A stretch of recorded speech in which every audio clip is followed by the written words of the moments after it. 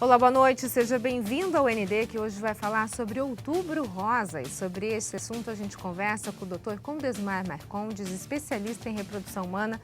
Tudo bem, doutor? Seja muito bem-vindo, boa noite. Oi, Roberta, boa noite para você e boa noite a todos que estão nos vendo e ouvindo. Não tem como a gente falar mês de outubro e não falar sobre Outubro Rosa, câncer de mama, né? Diante de tantas informações, essas campanhas frequentes que a gente tem, hoje esses números ainda são números considerados altos para o brasileiro, doutor? Roberta, é difícil te dizer o que é alto. No Brasil, nós temos em torno de 60 mil novos casos por ano. Isso é um número relativamente alto. O que a gente fala, antigamente a gente falava muito naquela doença, nós não falávamos em câncer de mama. O que a gente vê mais no dia a dia, na nossa família, com amigos? O que eu ouço no dia a dia? Aumentou o câncer de mama? Não. Aumentou o diagnóstico de câncer de mama. Antigamente as pessoas morriam, Sim. Por isso se falava naquela doença. Hoje, melhoraram os métodos, melhoraram isso que nós estamos fazendo, que é o Outubro Rosa, as campanhas e os métodos de diagnóstico, a mamografia, as campanhas, fazem com que nós médicos façamos o diagnóstico mais precoce. Com o diagnóstico precoce, eu tenho a cura. Portanto, eu tenho presentes muito mais pacientes que foram ou são portadoras de câncer de mama e eu tenho muito mais a notícia. Então, não aumentaram os cânceres, diminuíram o número de mortes por câncer. Agora, quando a gente fala dessa questão de câncer de mama e desse diagnóstico precoce, a gente fala também da questão do autoexame. Né, doutor? É importante fazer esse autoexame todo mês? Tem uma data específica que a mulher deve fazer o autoexame? Eu acho que o principal, ele continua sendo importante, vamos colocar bem claro, e principalmente, nem todos vão ter acesso tão fácil à ultrassonografia e à mamografia. Mas continua sendo o autoexame. E em que época? Na época da menstruação da mulher. E se ela estiver na menopausa, não tem menstruação? Pelo menos uma vez por mês, ou pelo menos uma vez por semana, no banho, que ela aprenda a se palpar com cuidado. Mas quem vai fazer a palpação? Que ela vá ao seu médico pelo menos uma vez por ano. E a gente, aproveitando para falar do câncer de mama, eu falei para você que eram 60 mil novos casos. O câncer de colo de útero também é importante. São 20 mil novos casos no Brasil de câncer do colo do útero. Se ela fizer o Papa Nicolau anual, se ela fizer o exame de mama com o ginecologista e uma vez por semana o autoexame e eventualmente um ultrassom e uma mamografia anual, você tem uma boa chance de prevenção do câncer de mama e do colo do útero. E falando agora dessa questão, só abrindo um parênteses na questão do câncer de colo do útero, a importância da vacina HPV, né, doutor? Porque tem muita gente que ainda resiste, principalmente quando a gente está falando em relação a adolescentes. Muitas mães ainda questionam a eficácia dessa vacina. Eu morro de medo de fake news. O que está acontecendo no Brasil agora? Epidemia de sarampo e, eventualmente, epidemia de cachumba. Porque as pessoas deixaram de tomar a vacina sarampo, cachumba, rubéola. Essas fake news que traz doença, que traz uma série de anormalidades, são fake, são mentiras. A mesma coisa em relação à vacina do HPV. A vacina do HPV te previne 98% dos cânceres de colo do útero para a mulher e previne câncer de pênis para o garoto, previne câncer de ânus para as pessoas. Então, não existe nada de causar doença. Alguém na Baixada Santista teve um desmaio. Mas espera um pouquinho. Então, eu não posso ir na farmácia tomar uma injeção, porque você tem, qualquer um de nós tem um parente que desmaiou tomando uma injeção. Então, não, isso é proibido. Não é verdade, é notícia falsa. As pessoas devem, sim, tomar vacina gratuita nos postos de saúde também contra o HPV. Voltando então um pouquinho nessa questão do câncer de mama, um nódulo benigno, quando ele é detectado, ele pode se tornar um nódulo maligno, pode virar um câncer de mama? Dificilmente, Roberta. Então, veja, o mastologista, esse é o conselho nosso, de modo geral, o ginecologista indica um especialista em mama para que dê esta noção que eu estou passando para vocês. Um nódulo benigno, fibroadenoma, dificilmente vai virar um câncer, a não ser que houvesse um câncer escondido. Cabe ao ginecologista ou ao mastologista fazer o diagnóstico. O fibroadenoma, por exemplo, cresce, ele é benigno, mas começa a crescer. Então, começa a assustar, crescer e doer, é importante que você opere, tire esse nódulo. Às vezes o cisto assusta a gente de ter no ultrassom cistos mamários. Cisto mamário não tem nenhuma indicação de cirurgia, até porque são 3, 4, 10 cistos. Você não tem como operar todos esses cistos. Mas, respondendo a tua pergunta claramente, os nódulos benignos raramente podem se tornar câncer. O importante é o acompanhamento com o mastologista. Às vezes a mulher no autoexame se apalpa e às vezes ela pode se confundir, vai lá no Dr. Google, faz uma bagunça e chega apavorada no médico. Câncer de mama, doutor, dói? Dificilmente. A maior parte das vezes, inicialmente, nos períodos iniciais, que eu estou falando de anos, nos períodos iniciais ele é completamente silencioso. A mastalgia, com as variações da menstruação, são comuns acontecer, mas eu não me preocuparia com isso. A dor, eventualmente na mama, não acho que é câncer, mas vale a pena, é a chance dela procurar o ginecologista. Tem uma investigação um pouco maior. Tem uma né, investigação doutor? maior. Agora o senhor, como ginecologista, já deve, infelizmente, ter dado algum diagnóstico desse para alguma das suas pacientes. É uma forma difícil de se dar notícia, doutor? Eu acho que difícil é todos os cânceres. A gente fala, é uma brincadeira dos médicos em geral, que se alguém tivesse que escolher um câncer, ele poderia ser o de tireoide, que é o que menos problema traz para a pessoa, tem que tomar hormônio para o resto da vida. Mas o de mama hoje em dia também. Não que eu queira que alguém escolha um câncer de mama, mas o de mama hoje, se você tiver o diagnóstico precoce, você tem altíssimos índices de cura, acima de 80%. Dependendo, se você pega precocemente, você tem praticamente 100% de cura. Então, é difícil dar o diagnóstico? É difícil dar o diagnóstico, mas hoje as pessoas têm mais pé no chão de ver, eventualmente, assim como a leucemia, você vê pessoas do meio de televisão que trataram seus cânceres e estão aí fazendo novela ou participando de notícias. Então, essa prevenção e o diagnóstico precoce hoje me traz menos medo de dar a notícia. Okay. A gente vai para um rápido intervalo e na sequência a gente fala um pouquinho sobre mamografia. O ND volta já já. O ND está de volta e o nosso assunto de hoje é Outubro Rosa e eu converso com o Dr. Condesmar Marcondes, especialista em reprodução humana. Doutor, a gente está falando sobre essa questão do câncer de mama, eu gostaria de falar agora um pouquinho sobre a mamografia. Com que frequência essa mamografia deve ser feita e a partir de que idade? É assim, Roberta, é importante colocar para todos que um grande número dos cânceres de mama são vários tipos de doença. Câncer, e mesmo o câncer de mama não é um câncer. Você tem uma gama de doenças de câncer de mamas diferentes, mas muitos deles têm ligação familiar. Você tem, assim como o diabetes, você tem uma influência familiar. Então, por exemplo, de modo geral, se inicia com a mamografia a partir dos 50 anos de idade. A mamografia hoje evoluiu para a mamografia digital e que você consegue uma acuidade muito melhor no exame. Se esta pessoa tiver um antecedente familiar, uma irmã, uma mãe que apresentou câncer de mama, e hoje existem exames genéticos que possam, é o BRCA1 e o BRCA2, que diagnosticam se existe um fator genético te levando ao câncer de mama. Então, se existir o histórico familiar, você pode começar em torno dos 40 anos de idade. É um critério médico, tá? Mas, de modo geral, para a população geral, a mamografia se faz a partir dos 50 anos. Agora eu vou falar um pouquinho sobre uma questão importante que é a sua área de atuação, que é a fertilidade em relação ao câncer. Depois que se detecta o câncer, a pessoa precisa fazer um tratamento de radioterapia, quimioterapia, e isso de alguma forma pode afetar a fertilidade da mulher, doutor?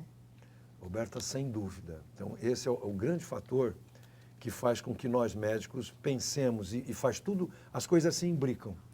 Antigamente, a gente falava naquela doença. Aquela doença levava aí 5, 10 anos para você ter o diagnóstico. Então, um câncer de mama com 5, 10 anos de evolução. Então, ele era realmente mortal.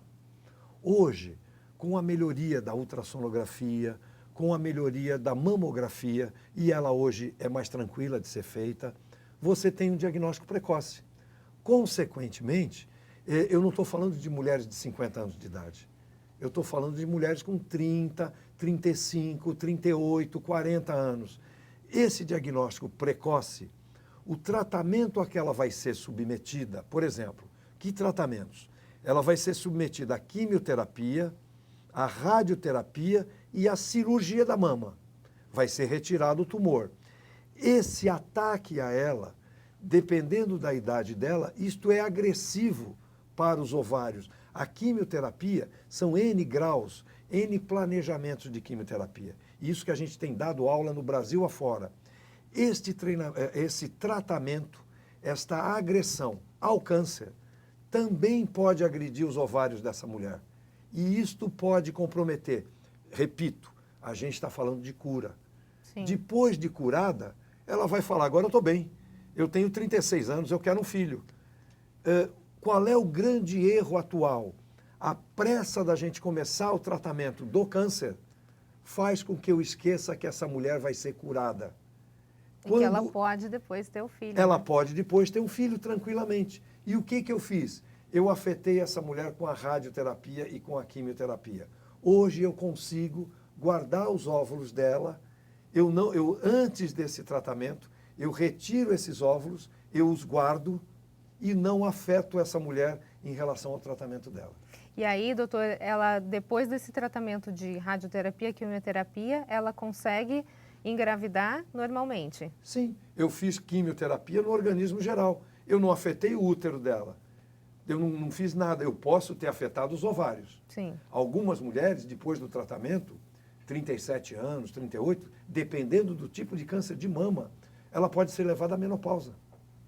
Mas se eu estou com o óvulo dela aqui, eu estou com o óvulo dela com 35 anos de idade. Então, seguramente ela pode ter um nenê saudável, sem nenhum tipo de problema. E ela pode gestar sim. Afinal, ela está curada do seu câncer de mama. A gente tem um vídeo aqui, eu gostaria de colocar para a gente explicar um pouquinho melhor como é que funciona essa questão depois que é feito o tratamento e como é que se guardaria esses óvulos. É isso, doutor? Perfeito. Então, em qualquer época, a gente estimula a ovulação da mulher. Essas bolas pretas que você está vendo são os folículos, onde dentro deles estão os óvulos. Esses óvulos são retirados com uma sedação leve, por via vaginal. Você vê a gente aspirando o óvulo, ele está sumindo, essa bolinha preta vai sumir e o óvulo vem junto e vai para o laboratório.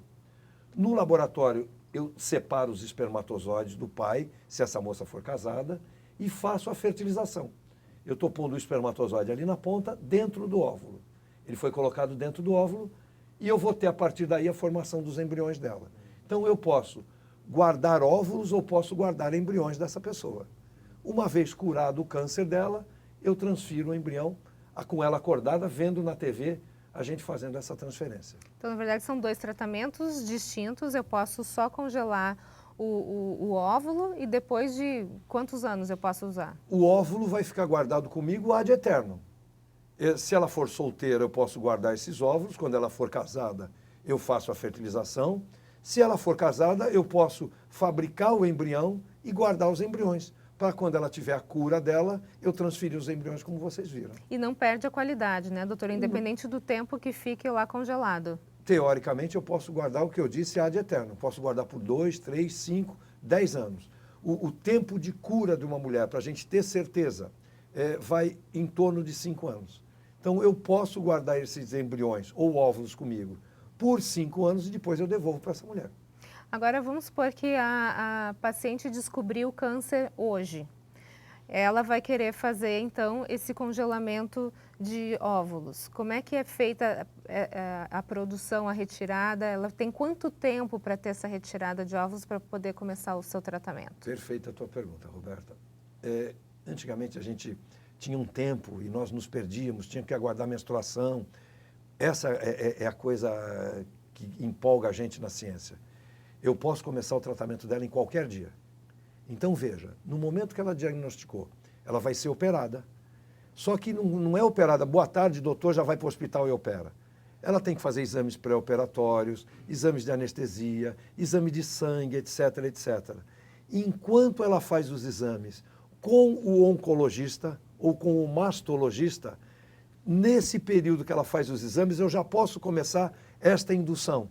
Então, enquanto ela espera, mesmo urgente, os resultados de exame, eu consigo, nesse período de 10 dias, colher os óvulos dela e guardá-los. Independente da fase do ciclo menstrual que ela esteja naquele momento. Independente da fase. Isso é uma observação importante, não só para você, paciente que está me ouvindo, mas também para o ginecologista, para o mastologista. Eu posso começar hoje o tratamento de guardar os óvulos em qualquer época do ciclo. Eu não preciso esperar. Enquanto ela faz os exames pré-operatórios, eu consigo colher esses óvulos. Ok, é uma ótima notícia, então, para quem está nessa situação e quer ter a sua família depois da cura, né, doutora? A gente vai para um rápido intervalo e, na sequência, a gente fala um pouquinho mais sobre câncer de mama. Nós voltamos já já.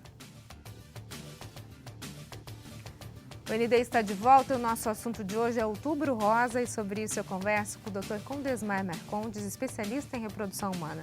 Doutor, a gente está falando sobre a fertilidade relacionada ao tratamento do câncer e a gente falou no bloco anterior, então, que uma das situações para se manter essa fertilidade dessa mulher que vai se submeter a algum tratamento de câncer seria o congelamento dos óvulos. Agora vamos imaginar uma situação que ela foi detectada, diagnosticada com câncer, fez rapidamente o tratamento de radioterapia ou quimioterapia e não guardou os óvulos. Essa mulher teve a sua fertilidade comprometida, ela vai conseguir gerar filhos? Roberta, essa resposta eu não posso dar nua e crua. Hoje evoluiu muito, tanto a quimioterapia como a radioterapia. Evoluiu muito, você é muito menos agressivo. Então, é o que eu falei para vocês. Existem vários tipos de doenças de câncer de mama. Não é uma doença câncer. Você tem uma gama bastante grande disso e você tem as variações genéticas para serem estudadas. Então, hoje, você tem muito mais remédios específicos, quimioterápicos específicos, parte imunológica específica que te agrida menos essa mulher que não teve tempo de congelar os óvulos. Mesmo assim, um número grande de mulheres jovens pode afetar os ovários. Sim. E ela fazer uma menopausa durante um período. Agora, esta avaliação é feita pelo pessoal da reprodução. A gente consegue saber se ela voltou a produzir óvulos, se ela ainda tem reservas e se os hormônios dela voltaram ao normal. Então, a notícia boa, um grande número de pacientes, por causa das técnicas atuais de químio e rádio, conseguem voltar normalmente à fertilidade. Tá? Quando não dá tempo, o próprio quimioterapeuta usa uma medicação lá que faria como se fosse uma blindagem no ovário. Protege o ovário, como a gente faz um avental quando vai fazer raio-x, você faz essa blindagem medicamentosa no ovário. Faz a mulher fazer uma menopausa e segurar o ovário dela para não ser tão afetado. Então, são soluções que a gente consegue e em seguida do terminado tratamento a gente descobrir se ela vai poder engravidar ou não. Agora, uma outra técnica que poderia ser utilizada é a questão do útero de substituição. Caso ele pode ser seja usado afetado. se você eventualmente afetou o útero. Existem pacientes que a quimioterapia, a radioterapia na mama jamais vai afetar o útero. Quando a gente está tratando de intestino, de colo de útero, ou seja, das partes baixas, eventualmente a radioterapia pode afetar o endométrio, afetar o útero. E essa paciente, esse endométrio não cresce mais e ela não consegue gestar. Então, nestes casos, a gente pode fazer o útero de substituição. O que é isso? Seria a barriga de aluguel ou de substituição, um parente até 4º grau pode levar a gravidez para a pessoa. Mas não tanto em relação ao câncer de mama, Roberta. Okay. Muito mais em relação ao câncer de endométrio ou câncer do colo do útero, onde a radioterapia afetou o útero dela. A gente está no finalzinho do nosso programa. Gostaria de dar a oportunidade para o senhor falar com os nossos telespectadores sobre a importância da prevenção do câncer de mama. Olha, pessoal, a gente está aqui, é o Outubro Rosa, vocês têm visto em tudo quanto é lugar, no nosso consultório a gente está distribuindo para todo mundo a lembrança do Outubro Rosa. Esta lembrança no Brasil deve ter salvado a vida de milhares de mulheres. E nós vamos continuar, se Deus quiser, pelos próximos anos, a falar sobre isso para todos vocês. Não só eu, os ginecologistas, as entidades, as ONGs que tratam disso. Eu estou à disposição de qualquer um de vocês que queiram falar sobre prevenção de câncer e, eventualmente, a preservação da fertilidade, que é o nosso setor. Boa noite para vocês e muito obrigado. Muito obrigada, doutor, pelas suas informações, pelos seus esclarecimentos. E é isso aí, pessoal. Vamos nos cuidar agora. Outubro Rosa, outubro de prevenção. A gente fica por aqui. Uma ótima noite para você. Fique agora com o Jornal da Band. A gente se vê. Até mais.